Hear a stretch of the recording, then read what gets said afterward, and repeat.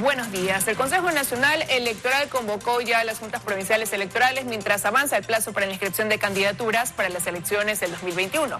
Plazo que concluye el próximo 7 de octubre.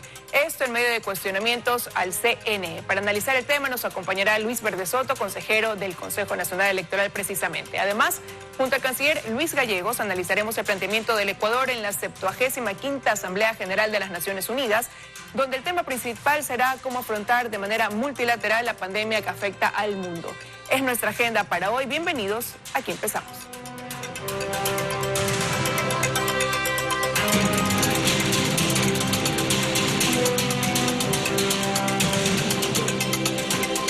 Aquí empiezan los desayunos de 24 horas.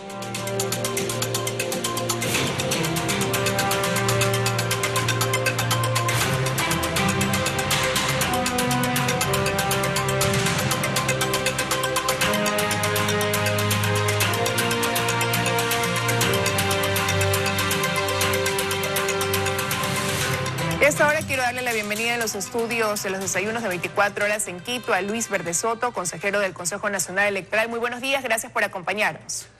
Lo mismo, buen día, Liz. Bueno, como lo mencionaba, pues ya hay un cronograma establecido para lo que va a ser todo este proceso de aquí hasta las elecciones de febrero del 2021 y arrancó ya la fase de inscripción de candidaturas por parte de los partidos políticos. Quería preguntarle desde la semana pasada que ya se abrió este proceso. ¿Cómo han visto ustedes el movimiento de partidos y organizaciones políticas hasta el día de hoy? Mira, el proceso electoral, realmente el periodo electoral que se ha abierto con la convocatoria en firme de elecciones es bastante peculiar, porque tendremos una campaña extremadamente corta, de aproximadamente 36 días, y tendremos algo que se ha dado en denominar pre-campaña extremadamente largo, o sea, superará el centenar de días. Consiguientemente, tenemos estos dos momentos en los cuales se deberán adecuar los tipos de campañas, sobre todo al carácter presencial, que no tendrán las campañas, sino será un carácter más bien de comunicación digital. El gran reto de este momento es cómo tener el ejercicio de acciones necesarias para que el derecho a información de la ciudadanía pueda ejecutarse en este momento de precampaña, es decir, desde ahora hasta el 31 de diciembre, y cómo se ejecutará la última fase, la campaña propiamente dicha, en los 36 días antes del 7 de febrero, en que se dará la primera vuelta electoral. Estos son los grandes retos y obviamente acostumbrarnos a tener una campaña que no será presencial, será digital, y esto implica nuevas formas de comunicación política, nuevas formas de interacción entre los partidos y los ciudadanos, nuevas formas de elaborar estrategias políticas para cumplir las fases necesarias. La fase primera, la de que se conozca los nuevos liderazgos que emergen a la escena política, la segunda en que se pueda conocer programáticamente hacia dónde apuntan, y la tercera obviamente la solicitud del voto. Pero precisamente ante esos cambios que obviamente demanda el momento que vive el país, el mundo, al afrontar esta pandemia del COVID-19, también la pregunta es cómo se van a hacer los controles en ese sentido, porque si cuando la campaña ha sido presencial hay organizaciones, partidos, movimientos políticos que han incurrido en procedimientos indebidos, abusando de su condición muchos de ellos, ¿cómo ahora entonces, al ser digital, podría garantizarse un efectivo control?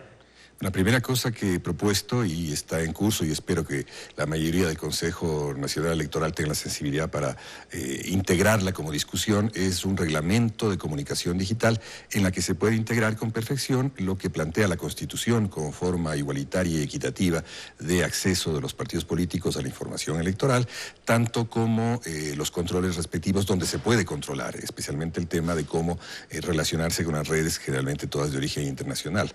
La segunda es obviamente cómo medir la presencia de los diferentes partidos políticos en la esfera digital. La esfera digital tiene otra forma de métrica distinta a la de comunicación tradicional y consiguientemente hay que lograr que se mantenga la equidad. Pero lo fundamental es conservar el derecho de la información en todos los ecuatorianos. El tema central es que toda esta reglamentación y esta legislación, pues es una legislación que se hizo fuera de la pandemia. La pandemia implica cambios y estos cambios obviamente implican que la función del Consejo Nacional Electoral es garantizar la equidad y la igualdad, fundamentalmente, que es el principio constitucional de la información. Ahora, pero eso es una propuesta particular suya de llevar a cabo ese reglamento. ¿Cuándo ya podría haber algo definido, considerando, como usted decía, que los tiempos son cortos, rumbo a las elecciones de febrero del 2021? Debería estar ya. De hecho, un primer paso que he realizado es el de establecer con el conjunto de los miembros técnicos del CNE cuál es la tabla en torno a la cual se puede establecer las tarifas, en torno a las cuales se pueden hacer publicidad electoral a través de los medios que el Estado provee, pero adicionalmente la forma de medirlo, la forma de la métrica, el monitoreo de estos medios es sumamente complejo, en un sentido, si es que se lo hacen por una vía tradicional, o puede ser adecuadamente manejado de modo tecnológico si se lo hace bajo modalidades innovadoras. Esto depende ya no de nosotros, me refiero a la presencia de la minoría, el ingeniero Pitillo, sino de la prontitud con que la mayoría quiera establecer actitudes de colaboración con estas formas nuevas de comunicación política. Bueno, y precisamente el hecho de que hayan estas diferencias internas dentro del Consejo Nacional Electoral para muchos va a implicar ahí el principal desafío y reto que tienen como Consejo Nacional Electoral, el no impedir o el no permitir más bien que esas diferencias puedan interferir de manera negativa en este proceso electoral. ¿Cómo ir logrando que más bien en el camino las cosas vayan fluyendo de tal forma que se puedan agilitar ciertas cosas que, como usted dice, ya deberían estar en marcha y todavía no lo están? Mire, es muy sencillo. La existencia de una mayoría y una minoría no limita la gobernabilidad del Consejo Nacional Electoral. La mayoría hace lo que piensa que debe hacer. Son el 60% de los votos, es decir, la integralidad total, la posibilidad mayor de toma de decisiones del Consejo Nacional Electoral. La minoría lo que hacemos es colaborar, en este caso, por ejemplo, con un reglamento sobre, una propuesta de reglamento sobre publicidad digital, básicamente. Lo propio haré en las siguientes horas respecto a los temas económicos de control de la campaña, y lo propio está haciendo el ingeniero Pita en todos los temas fundamentalmente relacionados a informática. Todo ello lo estamos haciendo, pero obviamente no depende de la minoría, no depende del diálogo con nosotros, depende de las voluntades que están detrás de cada uno de los miembros de la mayoría. Ahora, bueno, yo le preguntaba, ¿no? ¿Cómo ve usted el movimiento de desenvolvimiento de los partidos y organizaciones políticas? Faltan, si bien es cierto, 2 semanas para que puedan todavía inscribir ya sus candidaturas. Hasta el día viernes eran muy pocos los que se habían acercado, nula más bien la presencia de quienes se habían acercado. Se tenía previsto que para hoy lo haga formalmente, por ejemplo, Democracia Sí. ¿Ha habido alguna variable? ¿Han aumentado el número o la presencia de quienes hayan ido a inscribir sus candidaturas?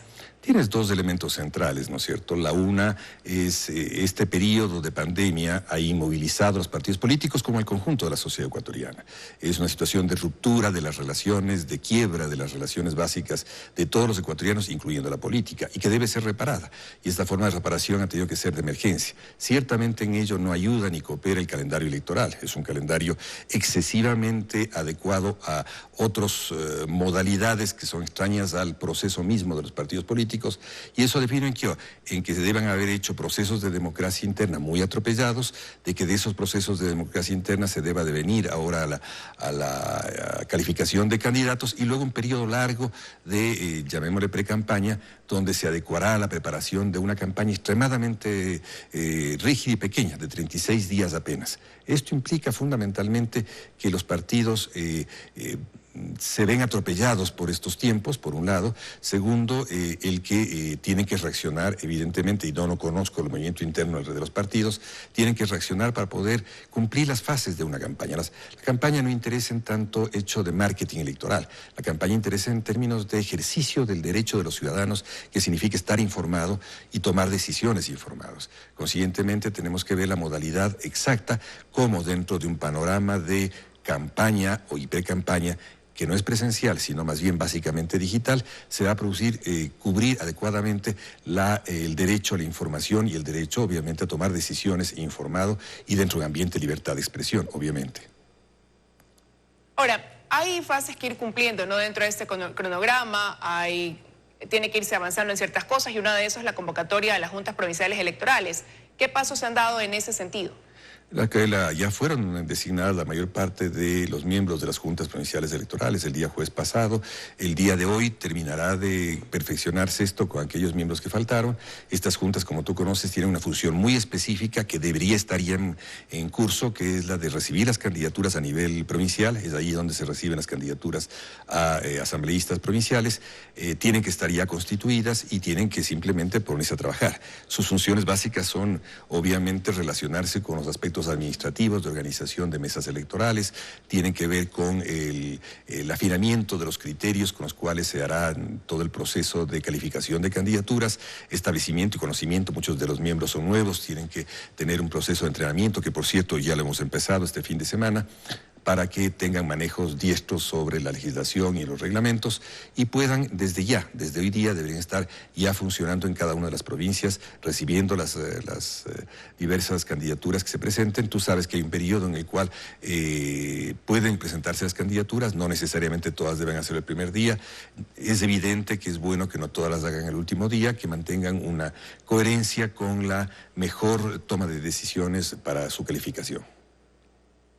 Pero precisamente el viernes estuvo en este espacio el ex consejero Fausto Camacho y ahora coordinador del Observatorio Político Electoral, y él cuestionaba que estas juntas provinciales electorales no se hayan conformado previo a la convocatoria de elecciones, que no se lo haya hecho a través de una convocatoria ciudadana que dé paso incluso a una impugnación ciudadana, lo cual garantizaría la independencia de dichas juntas. Bueno, ¿qué contestaría usted respecto a eso? Bueno, las juntas tienen que ser independientes, las juntas son independientes. El hecho de que cada uno de los consejeros haya sugerido, haya puesto en escena un conjunto de nombres, quiere decir que los garantiza y los propone. Segundo, el periodo de impugnación se ha hecho justamente desde que fueron designados en este momento. Esa ratificación y esa rectificación de haber impugnaciones, entiendo que hay muy pocas impugnaciones hasta este rato, será en las siguientes horas. El tema central es de que la impugnación sí se produjo. Hubiera sido ideal, evidentemente, hacerlo antes, pero no necesariamente esto contraviene la norma y el proceso, la sustancia de la norma opera. Es decir, una vez designadas existe un proceso de impugnación el que puede ser rectificado en las siguientes horas sin ningún problema. En este momento hay impugnaciones que serán procesadas en horas por el Consejo Nacional Electoral y procederemos de acuerdo a la ley. Sobre aquello creo que no hay un problema mayor, no hay una forma que afecte un derecho. El derecho de la gente para impugnar está, el derecho de los consejeros para proponer nombres que sean sujetos a impugnación ciudadana a Estado, y se procederá a ratificarlos. Ellas serán, supongo que las siguientes horas serán posesionadas y comenzarán su funcionamiento normal. Ahora, hay problemas que siguen sin resolverse. Uno de esos, las asignaciones del Ministerio de Economía y Finanzas para el presupuesto que necesita el Consejo Nacional Electoral. Ante eso, la presidenta Diana Tamaint decía la semana pasada que advertía al ministro de Finanzas de estar entorpeciendo en este proceso electoral. Ya hubo una respuesta por parte del ministro Martínez en un comunicado. Él decía que en ningún momento se ha interferido o se busca interferir o entorpecer ese proceso, sino que más bien lo que está buscando el ministerio es la asignación justa, o sea, lo que tenga que ser, pero considerando la problemática actual y la situación actual que vive el país. Ese pedido de solidaridad que hace el ministro Richard Martínez a través de ese comunicado, ¿es viable o inviable desde su perspectiva? Yo creo que todo proceso de política pública tiene que ser viable en función de las necesidades mayores de un país, que ello es evidente.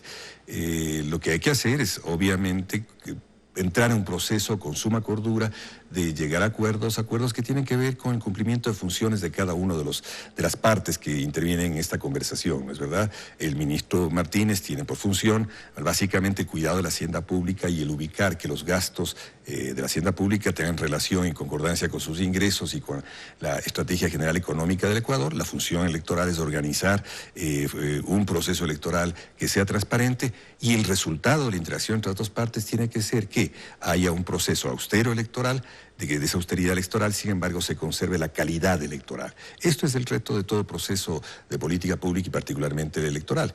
En este caso, lo que debe hacerse, obviamente, es primero estratégicamente tender a tener un presupuesto estandarizado. Estas negociaciones sobre cuántas personas participan en capacitación y si esta vez es necesaria menos comunicación y si por acá hay necesidad de hacer nuevas compras de computación, no tiene que ser parte de una negociación circunstancial, sino tiene que ser parte de un estándar, como son todos los países del mundo. Estándares de producción electoral que están vinculadas al número de electores, al número de mesas, al número de recintos, a la situación económica del país, a los precios de mercado que existan para determinados servicios en ese rato, la disponibilidad nacional de ellos, etc. Esto, a mi criterio, no debe dar lugar a un enfrentamiento. Ciertamente lo adecuado, lo sensato, debía haber sido no llevar hasta el último la presentación de un presupuesto aprobado por el Consejo Nacional Electoral, sino que todo esto debe hacerse mucho tiempo antes. La pandemia comenzó hace 5 o 6 meses, este presupuesto está dando vueltas, no ha variado desde antes de la pandemia y sigue hasta acá, debió ser tratado con mucha más anticipación, porque si no entramos en una dinámica que es una dinámica perversa, y la dinámica perversa es someter esto a una negociación como a que fuera una correlación entre poderes del Estado. Aquí se trata de funciones de un solo Estado que tienen que ser compatibles con los criterios generales de austeridad nacional y los criterios generales de austeridad y calidad de gasto dentro del Consejo Nacional Electoral. Aquí no hay lugar, yo creo que ni a bravuconadas, no hay lugar a actitudes ríspidas, hay lugar simplemente a que se examinen rubro a rubro y se llegue a una dinámica presupuestaria como la que se llega en todas las funciones públicas acá y en cualquier lugar del mundo. Es decir, los desembolsos no ocurren a partir de una bolsa que se entrega en la puerta del Consejo Nacional Electoral para que se maneje dinero, no. Ocurren a través de una secuencia y flujos, a través de gastos programados de este y el año siguiente, que tienen que ver obviamente con una determinación exacta de cómo prestar un servicio dentro de las condiciones de calidad que obliga a la transparencia electoral. Bueno, hay que ver si esa postura logra encontrar un camino viable, porque tampoco es la postura general del Consejo Nacional Electoral. Hay cierta inflexibilidad por una parte de poder reducir en algo los valores asignados dentro del presupuesto, respondiendo a ese pedido de solidaridad que ha hecho el Ministerio de Economía y Finanzas. Bueno, te puedo decir, si tú me permites. Si tú me permites, te puedo decir de que tanto el ingeniero Pita como yo, en su oportunidad, hace varias semanas, una vez que conocimos la última versión de presupuesto, hemos conocido a veces, solamente 2 veces en el largo de este tiempo, presentamos por escrito, y esto es común ante todo el país, presentamos por escrito nuestra visión exacta de qué es lo que debe reducirse en cada uno de los rubros. Él por su lado y yo por el mío, de que no tenemos criterios necesariamente coincidentes, pero en algunos muy claros, respecto a el uso de tecnología básicamente existente en el Estado, en que la duplicidad de compra puede terminar siendo nociva para el mismo Estado. Evidentemente, habiendo un stock sin uso en el Estado, se puede utilizar eso como tecnología para el proceso electoral. Evidentemente, el tema de comunicación no hay cómo terciarizar cuando existe capacidad interna, no hay para qué terciarizar los gastos de comunicación cuando existe capacidad interna para producir. Todos los temas de contrataciones, existe un periodo en el cual estuvo inmovilizado todo el proceso, por lo cual esa contratación dejó de pesar ese presupuesto y tiene que hacerse una nueva contratación. Es preciso, si hay determinadas reducciones menores en los sueldos, por ejemplo, en este caso se habló se ha hablado públicamente de los miembros de las juntas electorales. Yo creo que es un problema menor porque no hubo un compromiso salarial con los miembros de las juntas electorales. Hay un compromiso cívico de cómo tienen que funcionar dentro de un rango salarial que es el del más alto del país en este rato. Yo creo que todo eso tiene que llegar a un nivel de clara determinación y sobre todo un compromiso de cómo se debe hacer desde el gobierno nacional, que está a cargo de la hacienda pública, respecto al flujo de fondos para el Consejo Nacional Electoral. Por ejemplo, es público que se ha llegado a un compromiso de que los temas de salubridad los manejará directamente el Ministerio de Salud. Perfecto, es aquello que hemos solicitado hace mucho rato, Piti y yo. Es decir, que hay un compromiso público establecido, escrito, con altas responsabilidades, de que quien asuma la responsabilidad de salubridad de la población, la asuma, y el Consejo Nacional Electoral deba realizar exactamente lo que tiene que hacer, que es organizar elecciones y que no tiene una competencia sobre salud. Quiero agradecerle su presencia, consejero Verde Soto, esta mañana aquí en los desayunos de 24 horas. A ti. Gracias por haber estado con nosotros. Nos vamos a ir a un corte. Al regresar de la pausa estaremos conversando con Luis Gallegos, canciller de la República.